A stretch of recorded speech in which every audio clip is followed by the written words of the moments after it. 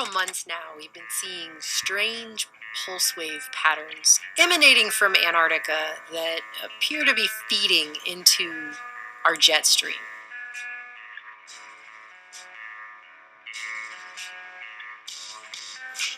And there are a lot of theories about what's really going on down there because, for all intents and purposes, most of Antarctica is closed off to the general public.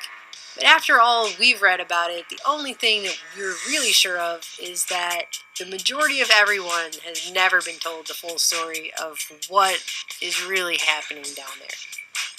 But this is something we came across during our research for the Antarctica video that we put together. It's another breadcrumb we've been left with.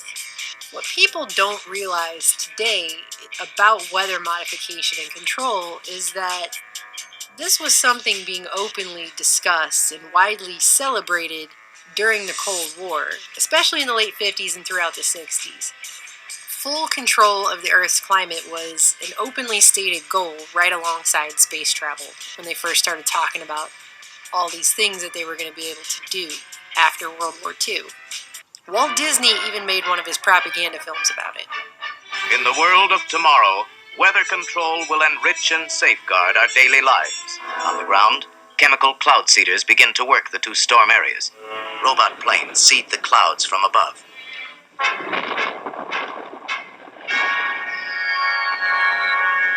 These artificial clouds will block the sun from evaporating more water. All available forces have been brought into play. Now we can only watch and wait.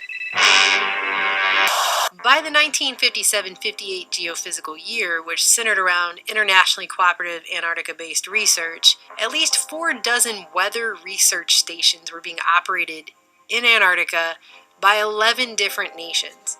And in reports on the findings of the geophysical year, Antarctic scientists were announcing a new belief that the whole world's weather is a single closed circuit, and being the greatest manufacturer of cold air on the planet, Antarctica could be used as one huge world weather control station to change everything from the pattern of the seasons to the levels of the seas by manipulating the vast thicknesses of the ice down there through solar or nuclear power. By the 50s, widespread experimentation was already underway in Antarctica to achieve the goal of weather and climate control. Dr. Harry Wexler is still considered one of the preeminent meteorologists of the 20th century. The MIT-trained director of research at the U.S. Weather Bureau and chief U.S. scientist of the 57-58 International Geophysical Year in Antarctica had already come up with several ideas about how governments and militaries could control the planet's weather. A 1959 Hartford Courant article discussed Wexler's plan for clearing the Arctic Ocean of all ice and making travel from New York to the Orient much faster by detonating 10 hydrogen bombs under the water and blowing enough steam into the polar sky to blanket the ocean with an ice fog that would drastically cut the amount of heat escaping the ocean and thus prevent new ice from being able to form there. But he was worried the plan would actually drown many famous ports across the world and throw the whole planet into a new ice age, so they weren't sure if they wanted to do it or not. Wexler also discussed firing off hydrogen bombs to rip hurricanes apart and launching a fine powder into equatorial orbit like the rings of Saturn around Earth to shade it from the sun. Sound familiar? It should. They've only been discussing doing it for years. 10 Gulfstream jets outfitted with special engines that allow them to fly safely around the stratosphere at an altitude of 70,000 feet take off from a runway near the equator, and their cargo includes thousands of pounds of a chemical compound. By 1962, however, Dr. Wexler was singing a different tune on weather modification. His new calculations worried him that rocket fuels of the type the world's militaries had been firing off into the atmosphere in all manner of experiments, weather and otherwise, since the end of World War II, was possibly permanently affecting the climate and irreparably changing the world's weather for the worse. Throughout 1962, he delivered a speech titled "On the Possibilities of Climate Control" to at least 3 different groups across the country on how the residues of rocket fuels, including chlorine and bromine compounds, were contaminating the upper atmosphere not just by destroying the ozone layer, but by punching holes in the ionosphere.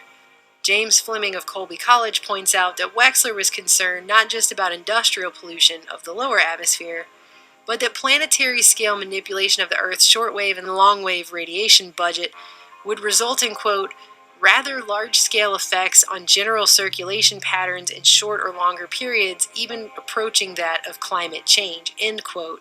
In other words, Wexler was saying that these rocket fuel compound residues were causing what could eventually be permanent climate change.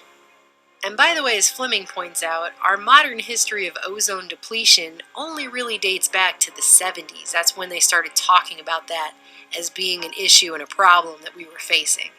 It's also a good time to point out that by 1962, when Wexler was saying this, the U.S. military, USSR, and others had been not only detonating rockets in the atmosphere for various science and military experiments, including hundreds of sounding rockets from Antarctica, but they were also reportedly blowing up nuclear warheads in the upper atmosphere, including top-secret high-altitude nuclear testing operations Hardtack and Argus in 1958, and Operation Fishbowl, which had just begun in 1962 when Wexler began making these claims.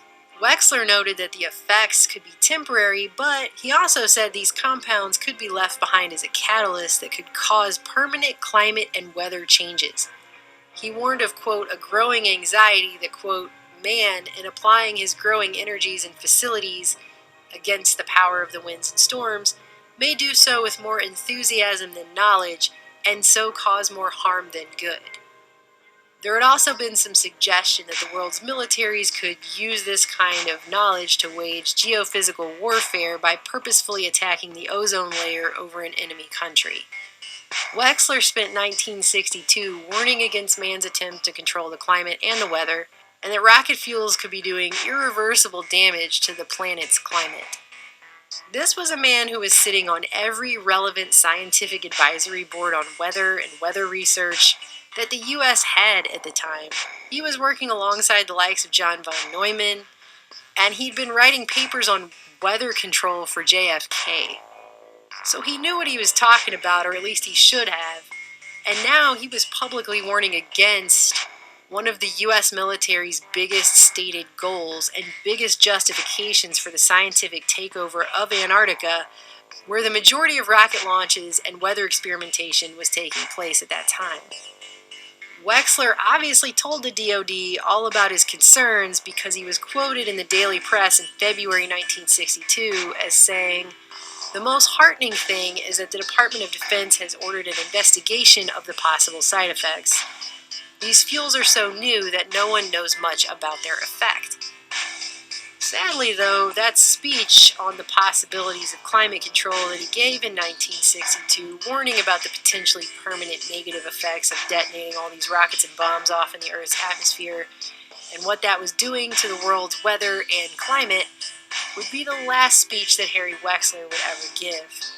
In August 1962, Dr. Harry Wexler suffered a heart attack at the age of 51 while on vacation in Woods Hole, Massachusetts, and died at a Boston hospital a week later. That speech would have normally been published, but due to his untimely death, it never was.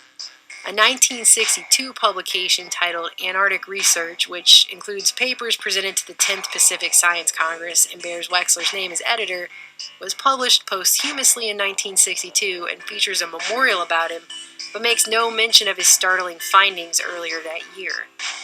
Even more curious, the first international symposium on rocket and satellite meteorology was held in April of 1962 when he was still alive, and was organized in part by him.